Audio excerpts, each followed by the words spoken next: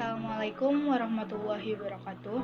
Nama saya Nur Septiani Gunadi dari kelas 12 IPA 1 absen 33. Kali ini saya akan membahas tentang perkembangan seni rupa di Indonesia. Yang pertama, periode seni rupa Indonesia prasejarah. Zaman prasejarah atau prehistori adalah zaman sebelum ditemukan sumber-sumber atau dokumen-dokumen tertulis mengenai kehidupan manusia.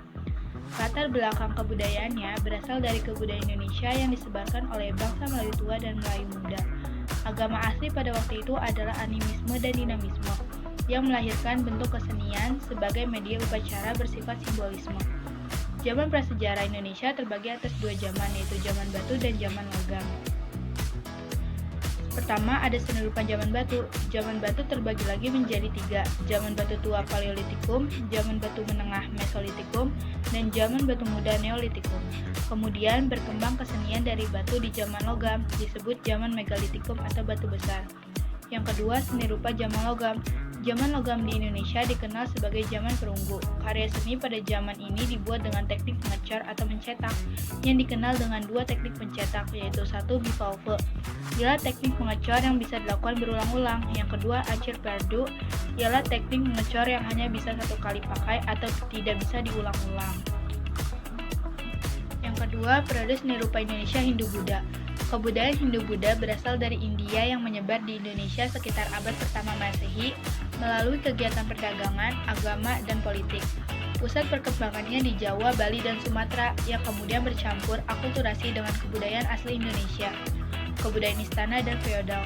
Proses akulturasi kebudayaan India dan Indonesia berlangsung secara bertahap dalam kurun waktu yang lama, yaitu dengan proses A. Proses peniruan imitasi, B. Proses penyesuaian adaptasi, dan C. Proses penguasaan kreasi. Pengaruh zaman Hindu-Buddha dalam bidang seni rupa sangat kental dalam bidang arsitektur, khususnya arsitektur pada bangunan candi. Candi di Indonesia dibedakan menjadi dua, yaitu Candi Hindu dan Candi Buddha. Yang pertama, ada Candi Borobudur, merupakan candi peninggalan agama Buddha, dan yang kedua ada Candi Prambanan, yang merupakan candi peninggalan agama Hindu. Yang ketiga, periode seni rupa Indonesia Islam. Agama Islam masuk ke Indonesia sekitar abad ke-7 Masehi oleh para pedagang dari India, Persia, dan Cina. Mereka menyebarkan ajaran Islam sekaligus memperkenalkan kebudayaannya masing-masing. Maka timbul akulturasi kebudayaan.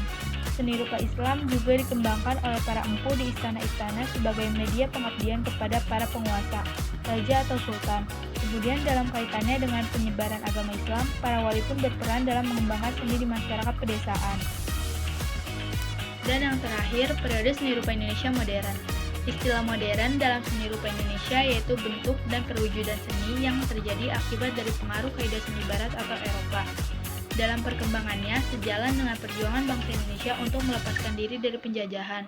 Di bawah ini adalah periode seni rupa pada masa modern. Yang pertama, masa perintis pada tahun 1807 sampai 1880. Yang kedua, masa seni lukis Indonesia Jelita atau Moek pada tahun 1920 sampai 1938. Yang ketiga, masa persagi dari tahun 1938 sampai 1942. Yang keempat, masa pendudukan Jepang pada tahun 1942 sampai 1945. Yang kelima, masa sesudah kemerdekaan pada tahun 1945 sampai 1950. Yang keenam, masa pendidikan seni rupa melalui pendidikan formal pada tahun 1950. Dan yang terakhir, masa seni rupa baru Indonesia pada tahun 1974. Dan itulah penjabaran tentang perkembangan seni rupa di Indonesia. Sekian, thank you for watching my video. Bye!